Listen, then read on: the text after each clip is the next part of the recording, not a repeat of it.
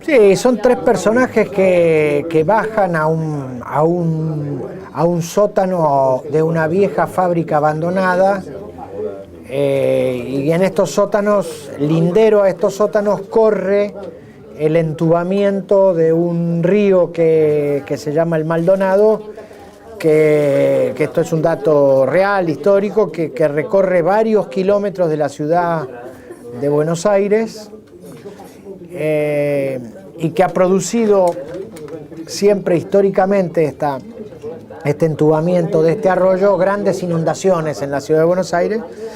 Y nosotros tomamos hipotéticamente un territorio imaginario que sería esta vieja fábrica o los sótanos de esta vieja fábrica abandonada, donde estos hombres van a pescar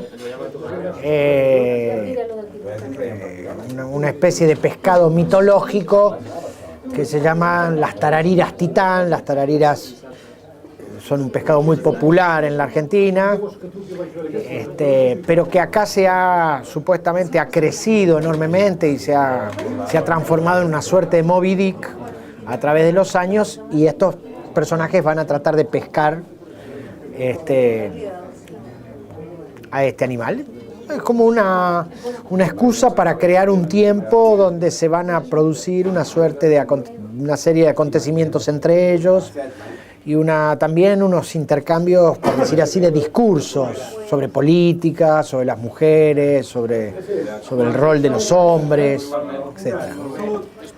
No, es un espectáculo porteño, argentino, de Buenos Aires. Buenos Aires es una ciudad muy disparatada y nosotros somos muy ridículos, entonces, y está plagada de signos que hacen a nuestra historia. Está el peronismo, la política, nuestra relación con ciertos mitos nacionales, pero no creo que sea un espectáculo simbólico. Eso no sé que es más eso. Hay algo absurdo y metafórico en nuestra conducta cotidiana en Buenos Aires. Muchas veces, discursos de la realidad o comportamientos de la vida pública, los taxistas, las personas en el barrio, los vecinos, pueden parecer enormemente teatrales porque están habitados por unos delirios y unas miradas muy, muy singulares, ¿no? Ojalá que haya evolucionado y no involucionado, pero no, es muy... La verdad es que me parece que mantiene bastante cercanas sus premisas, que es trabajar siempre con personas que nos conocemos bastante y que nos respetamos y nos queremos bastante, mantener independencia en relación al Estado, no tener ninguna preocupación económica previa. No nos une una idea así vinculada al dinero, sino al interés del desarrollo de cierto lenguaje. Es confiando siempre en que se va a gestar la obra, no está escrita o armada previamente. Aún los textos, yo he trabajado sobre textos, algunos clásicos o contemporáneos, pero siempre fueron como una especie de excusa, o hemos trabajado sobre novelas o autores de prosa, pero usando siempre el texto como una excusa para tratar de desarrollar un lenguaje autónomo, que no dependa de lo literario. Eso se ha mantenido desde siempre, ¿no? A mí me interesa mucho la actuación y me parece que ese es el motor de los sistemas narrativos en el teatro, y que ahí debe estar la mirada, y que ahí se evidencian diferencias de trabajo, no solamente conceptuales o metodológicas, sino sobre todo de resultados. Entonces me parece que si hay algo que caracteriza el trabajo del Sportivo Teatral es que siempre sus producciones son de una excelencia de actuación así indiscutible y notable. Es envidiable, obviamente. Por otro lado, puede generar una excesiva dependencia del Estado y una presunción de que la creación debe ser subsidiada.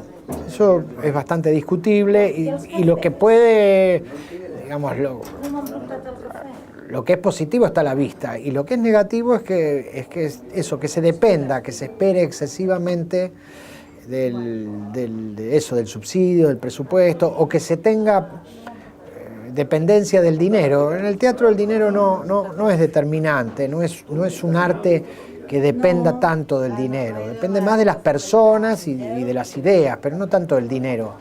A veces cuando entra demasiado el tema del dinero en el teatro, la cosa se complica mucho, ¿no? Digamos, pero me pasa lo mismo con ciertas opiniones sobre la existencia, o sobre las conductas, o sobre la vida. No siento que mis opiniones son muy coincidentes con los de la gran mayoría. Me parece que el sentido común y la gran mayoría va por otro lado. Y a veces eso lo padezco, me gustaría llevarme mejor.